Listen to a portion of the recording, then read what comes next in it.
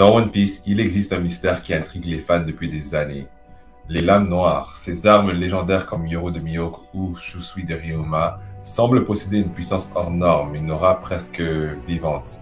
Mais comment une simple épée devient-elle une lame noire? Et pourquoi des légendes comme Goldie Roger ou Rockstick Zebek n'ont-elles jamais accompli cet exploit? Aujourd'hui, je vous propose une théorie inédite basée sur les indices laissés par Eiichiro Oda. Alors allons-y les gars, on va plonger dans la volonté des lames, le haki des conquérants et un secret qui pourrait changer la donne. Si vous aimez les théories One Piece, n'hésitez pas à vous abonner et à liker pour m'encourager à continuer à faire ce genre de contenu. Commençons par ce qu'on sait. Dans l'arc Wano, on apprend que Ryoma, le légendaire samouraï, a transformé sa lame Shusui en une lame noire. Mais l'explication reste floue. On nous dit simplement que son haki s'est imprégné dans l'épée. Mais est-ce que c'est vraiment tout? Selon moi, il y a plus. Dans le chapitre 1033, lors du flashback de Zoro, on découvre une idée clé au sujet des épées. Chaque lame a une volonté. Oui, vous avez bien entendu, les épées dans One Piece ne sont pas de simples bouts de métal. Elles ont une âme, un but, et pour une lame, ce but est clair, tranché. Mais alors, comment une lame devient-elle noire? Ma théorie, c'est que pour qu'une épée atteigne ce statut mythique, il faut une harmonie parfaite entre la volonté de la lame et celle de l'épéiste. L'épée doit accepter le haki de son porteur, et ce haki doit être utilisé pour accomplir la fonction première de l'arme. Trancher. Pas frapper, pas bloquer, pas envoyer des bagues de haki comme un canon. Non, trancher. Maintenant, posons-nous la question qui fâche. Pourquoi des monstres comme Goldie Roger ou Rockstick Zebek, deux des plus grands pirates de l'histoire, n'ont jamais transformé leur lame en lame noire? Pourtant, Roger avait Ace, une des 12 grandes lames suprêmes, et on sait qu'il maîtrisait le haki des rois à un niveau presque inégalé. Alors qu'est-ce qui clochait? Ils n'utilisaient pas leurs lames comme des épées. Regardez le chapitre 1156, quand on voit Rox préparer son attaque face à Loki, on comprend que son style à l'épée, en fait, repose sur des explosions de haki, des vagues d'énergie massives comme des coups de canon. C'est très puissant, mais ce n'est pas tranché. Leur style de combat privilégiait la projection du haki à distance. Même s'ils aimaient leurs épées, ils n'accomplissaient pas la volonté de leurs lames.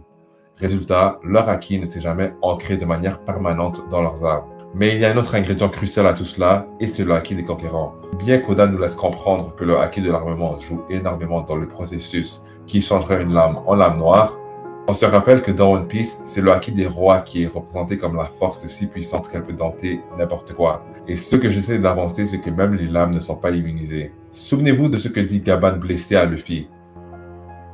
Il y a plusieurs manières d'utiliser son haki des rois. Et donc ma théorie voudrait que le haki des rois peut être infusé dans des objets ou des blessures pour empêcher la régénération, comme on le voit avec Saint-Summers. Si ce haki peut marquer un corps, des blessures, alors pourquoi pas une épée?